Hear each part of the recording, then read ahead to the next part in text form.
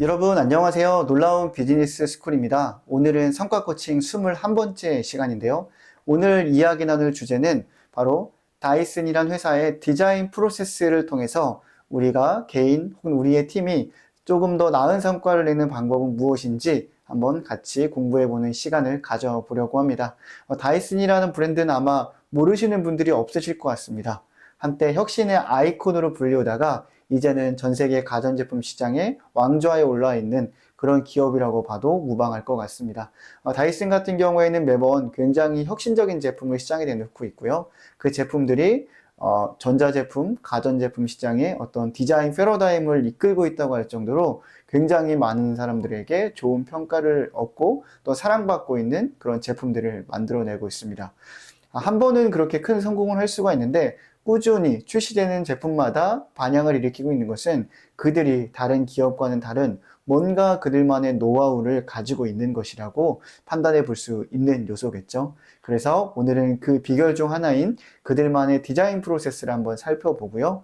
이 프로세스라는 것, 어떠한 일정한 수준의 품질을 만들어낼 수 있는 프로세스를 정립하는 것이 성과 창출에 있어서 왜 중요한지 그 이야기를 좀 여러분들과 나눠보려고 합니다. 자, 그럼 이야기를 하나씩 시작해 보도록 하겠습니다. 다이슨의 디자인 프로세스는 제일 처음 항상 문제에서부터 시작이 된다고 합니다. 예를 들면 다이슨 하면 떠오르는 대표적인 제품인 진공청소기의 경우 기존의 제품이 흡입력이 굉장히 떨어진다는 문제를 발견하고 그것을 해결하기 위해서 만들어지게 됐고요. 손에 있는 물기를 건조하는 핸드 드라이어 역시 기존에 나와 있는 제품들이 굉장히 비위생적이라는 사실을 문제를 발견하고 그것을 해결하기 위한 제품을 만들기 위해서 핸드 드라이어를 개발했고 시장에 출시했습니다. 그래서 다이슨의 모든 제품들은 실제 사용자들, 그러니까 소비자들이 겪고 있는 문제를 해결하기 위한 대안으로서 제품 개발을 시작한다. 라고 생각해 주시면 될 것 같습니다. 자, 이렇게 다이슨이 기존에 해결되지 않은 문제를 발견한 다음 어떤 아이디어를 가지고 그것을 해결할 수 있는 제품을 만드는 디자인 프로세스를 시작하게 되는데요. 본격적인 디자인 프로세스를 시작하기에 앞서 하는 작업이 하나 더 있습니다. 그건 뭐냐면 그들만이 가지고 있는 어떤 성공의 척도를 가지고 기본적인 제품의 사양과 기본적인 기본 사항들을 한번 규정을 한번 해보는 작업을 진행한 다음에 본격적인 디자인 프로세스를 시작한다고 합니다. 그들이 가지고 있는 기준은 크게 8가지인데요. 줄여서 ACC, ESSFM, XSFM이라고 부르는 8가지의 기준을 정해놓고 그 기준에 맞춰서 기본적으로 어떠한 제품이고 어떠한 사양을 가지고 있는지를 한번 대략적으로 간략하게 구상하는 작업을 거친다고 합니다. 자, 이 단계들이 어떠한 것들인지 하나씩 좀 살펴보도록 하겠습니다. 첫 번째 A는 에스테틱스고요. 미학입니다. 그래서 이 제품의 모양이나 소리, 느낌처럼 어떤 미학이라는 관점에서 제품을 한번 대략적으로 구상해보는 작업을 거칩니다. 자, 그 다음으로 이어지는 것은 이제 코스트죠. 제품의 제조 원가, 그리고 판매 단가처럼 경제성을 고려하는 단계를 거칩니다. 자, 그 다음 C는 커스터머입니다. 커스터머, 그러니까 이 제품의 실제적인 고객, 주요 고객층이 누구인지를 결정하는 작업을 진행하고요. 그 다음으로 진행하는 것이 E, 또 환경적인 요인을 고려하는 겁니다. 우리가 만들어 놓은 제품이 환경에 어떠한 영향을 끼치는지 그 점을 한번 생각해 보는 단계라고 보시면 될 것 같습니다. 그 다음 단계는 S인데요. S는 이제 safety라고 해서 이 제품이 과연 안전한가, 소비자들이 안전하게 사용할 수 있는 그 안전성을 확실하게 담보할 수 있는 것인가를 확인하고요. 그 다음으로 사이즈를 고려합니다. 제품의 적정한 사이즈는 어떻고 하나의 제품의 각 파트의 어떤 비율은 어떻게 만들어져야 되는지를 한번 미리 계획을 한번 해보는 거죠. 그 다음으로 하는 것이 바로 펑션, 기능이라고 보면 되는데요. 이 제품에는 어떤 기능들이 들어갈 것이고 사용자들은 그 기능을 어떠한 방식으로 사용하는지를 한번 미리 그려보는 겁니다. 자, 마지막 단계는 바로 마테리얼인데요. 이 제품을 만들 때 어떠한 재료를 사용할 것인지, 어떠한 재료를 사용해서 제품을 만들고 또 그것을 제조하는 과정이 어떠한 의미가 담겨져 있었는지를 결정한다고 합니다. 이렇게 ACC, ESSFM 이라는 8가지의 기준을 통해서 제품의 전체적인 기본 사양과 요구사항을 결정한 다음에 본격적인 다이슨의 디자인 프로세스가 시작이 됩니다. 네, 여러분 지금까지 다이슨의 XSFM이라는 것을 한번 살펴봤고요. 이제 본격적으로 다이슨의 디자인 프로세스인 디자인을 진행하는 5가지 단계에 대해서 한번 살펴보도록 하겠습니다. 다이슨의 디자인 프로세스는 5가지 단계로 이루어져 있는데 첫 번째는 플랜, 계획이고요. 두 번째는 디자인, 그리고 세 번째는 빌드, 제작 단계, 네 번째는 테스트, 마지막 5번째는 분석, 애널라이즈 단계로 구성되어져 있습니다. 그럼 하나씩 이 단계에서 어떠한 일들이 이루어지는지를 한번 말씀드려 보도록 하겠습니다. 첫 번째 플랜, 계획 단계는 전체적인 이 프로젝트의 어떤 마일스톤을 설정하는 단계다 라고 생각하시면 될 것 같습니다. 다이슨 디자인 프로세스의 핵심은 프로토타입 그리고 테스트, 그것을 반복하면서 어떤 개선이 일어나도록 하는 것이 주된 어떤 디자인 프로세스의 방점이다 라고 생각해 볼 수가 있을 것 같습니다. 그래서 이런 과정을 진행하려면 반드시 전체적인 프로젝트 일정이 너무 늘어지지도 않으면서 체계적이고 빈틈없이 굉장히 치열하게 진행되도록 그 일정을 관리하는 게 굉장히 중요하겠죠. 그것에 기반이 되는 게 바로 첫 번째 단계, 플래닝 단계, 플랜이라고 보시면 될 것 같습니다. 자, 두 번째 단계는 디자인인데요. 다이슨 디자인의 핵심은 제가 거듭 말씀을 드렸죠. 어떤 프로토타입, 개선, 그것의 반복이라고, 프로토타입, 테스트, 개선의 반복이라고 말씀을 드렸습니다. 일례로 다이슨의 대표적인 제품 중 하나인 진공청소기를 개발함에 있어서 개발할 때 약 5,000번 이상의 프로토타입을 만들었다는 것은 굉장히 유명한 일화로 많은 사람들에게 알려진 적이 있습니다. 그만큼 프로토타입을 만들고 개선하는 과정을 중요하게 생각한다는 거죠. 그리고 이 디자인 과정에서 정말 중요하게 생각하는 것 중 하나가 바로 이 프로젝트에 참여한 엔지니어들의 어떤 브레인스토밍입니다. 이들의 브레인스토밍을 통해서 공통의 과제를 해결하면서 어떤 창의적인 아이디어들이 나오도록 하는 것이 이 디자인 단계의 주된 포인트라고 말씀드릴 수 있을 것 같습니다. 그래서 이 브레인스토밍 중에 나온 여러 가지 의견을 단 하나도 빠짐없이 이 기록하는 것을 원칙으로 하고 있다라고 합니다. 그리고 그 프로젝트에 참여 엔지니어들이 절대 개인이 아니라 팀이라는 점을 굉장히 강조하고 있습니다. 자, 그래서 이 디자인 단계에서는 어떤 심플하지만 핵심이 남겨있는 스케치를 하나 완성하는 것으로 이 디자인 단계를 마무리하고요. 그 다음 이제 빌드 단계로 넘어갑니다. 이 빌드 단계는 이제 프로토타입을 본격적으로 만들어내는 단계라고 보시면 될 것 같습니다. 보통 첫 번째 프로토타입은 굉장히 저비용으로 또 유연하게 사용할 수 있는 재료인 골판지 같은 것으로 제품을 한번 만들어 보고요. 그런 것들을 가지고 또 테스트를 거치고 나서 본격적으로 CAD를 활용해서 제품을 설계해보고 그 설계한 내용을 3D 프린터로 3D 프린팅을 해서 부품들을 만들어 본 다음에 그것들을 조립해서 어떤 또 한 번의 시제품을 만들어 본다고 합니다. 그리고 그 시제품을 가지고 여러 차례 또 테스트를 해보고 개선하면서 완성도를 높여가는 거죠. 자, 그 다음 진행되는 게 바로 테스트 단계입니다. 이 테스트 단계가 사실은 가장 핵심적인 단계라고 할 수 있을 것 같고요. 이 단계에서 그 제품의 어떤 뭐랄까요, 그 생존 또 완성도가 결정이 되는 단계라고 합니다. 실제로 지금까지 단계를 모두 다 잘 해온 제품이라고 하더라도 이 테스트 단계에서 제대로 통과하지 못해서 중간에 사라지는 그런 프로젝트들도 굉장히 많은 것으로 알려져 있습니다.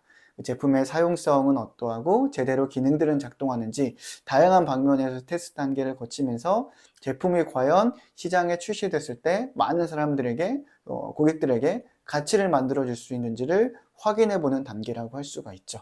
그리고 마지막으로 분석 단계는 이 테스트 단계를 모두 통과해서 실제로 제품이 생산이 되기 시작했을 때 그 첫 번째 시제품을 가지고 과연 이것의 내구성은 어떻고 또 우리가 기대하는 대로 사용을 할 수가 있는지 또 마감, 끝마무리 처리는 어떠한지를 끊임없이 체크하면서 다음 제품을 생산할 때 더 나은 제품을 만들기 위한 그런 정보들을 얻어낸다고 합니다. 자, 이렇게 다이슨의 디자인 프로세스는 5단계로 이루어져 있고요. 한 단계 한 단계 한 단계를 거치면서 소비자들의 기대에 충족하는 그리고 본인들이 의도했던 수준의 품질의 어떤 성과물을 만들기 위한 도구로서 이러한 프로세스를 사용한다라고 기억해 주시면 될 것 같습니다. 네, 여러분 지금까지 다이슨의 디자인 프로세스를 하나씩 살펴보았는데요. 이 디자인 프로세스 자체가 어떤 제품이나 서비스를 만들어내고자 하는 그러한 성과를 만들어내야 하는 분들에게는 프로세스 자체도 많은 어떤 좋은 영감과 아이디어를 줄 수 있는 내용이라고 생각을 합니다. 하지만 조금 더 폭넓은 관점에서 다이슨의 디자인 프로세스가 현재보다 더 나은 성과를 만들어내고자 하는 개인 혹은 팀에게 어떠한 인사이트를 주는지를 한번 간단하게 제가 느낀 것들을 중심으로 말씀드려 보도록 하겠습니다. 우선 가장 중요한 것은 이 프로세스가 중요하다는 걸 여러분이 인식을 하셨으면 좋겠습니다. 어떠한 일을 시작할 때 초기에는요, 여러분의 능력과 재능, 노력, 열정, 이런 것들이 성과에 상당히 영향을 주는 것은 사실입니다. 하지만 개인의 능력으로 낼 수 있는 성과는 분명히 제한이 있고요. 그 이상의 성과를 내고 싶다면 반드시 어떠한 시스템, 그러니까 프로세스를 만들어 내셔야 합니다. 그리고 여러분이 원하는 성과 수준은 아무래도 개인의 능력으로 낼 수 있는 수준 그 이상을 꿈꾸시는 분들이 많이 계실 것 같아요. 그래야지만 더 나은 성과라고 정의할 수 있는 수준의 성과 수준이 있지 않을까 싶습니다. 자, 그래서 여러분이 기대하는 성과 수준은 반드시 여러분의 노력과 능력만이 아니라 반드시 시스템과 프로세스가 완성되어졌을 때만 그 성과를 만들어낼 수 있다라고 말씀을 드리고 싶습니다. 자, 이렇게 프로세스가 반드시 우리가 갖춰야 될, 반드시 만들어내야 할 요소다라고 인식을 하는 것이 첫 번째 우리가 얻을 수 있는 인사이트 같습니다. 자, 두 번째는 현재 만약에 어떠한 프로세스를 가지고 있다면 그 프로세스를 한번 점검해 볼 필요가 있을 것 같습니다. 자, 예를 들면 이렇게 좀 비유해서 말씀드릴 수 있을 것 같습니다. 여러분의 어떤 아이디어, 이런 것이 어떤 하나의 재료라고 볼 수가 있을 것 같고요. 또 여러분의 열정, 그것은 에너지라고 할 수가 있겠죠. 그 여러분의 노력은 어떤 액션, 행동, 움직임이라고 볼 수 있을 것 같습니다. 이 세 가지 요소를 여러분이 다 갖추고 있습니다. 그러니까 좋은 아이디어도 있고 열정도 있고 실제적으로 어떤 행동도 하고 있고, 흔히 이 세 가지가 갖춰지면 어떤 성과가 나와야 되는데 기대하는 만큼의 성과가 나오지 않는 거죠. 그러니까 충분한 재료도 넣어놨고 충분한 에너지도 있고 실제로 뭔가 움직여지고 있는데 기대하는 성과가 나오지 않는다는 것은 바로 프로세스에 문제가 있지는 않은지를 확인해 볼 필요가 있다는 겁니다. 자, 그래서 내가 지금 일하는 방식이라고 표현해도 될 것 같아요. 내가 일하는 방식, 프로세스가 과연 타당한지, 내가 기대하는 성과를 만들어내기에 충분한지, 그걸 한번 점검해 볼 필요가 있을 것 같습니다.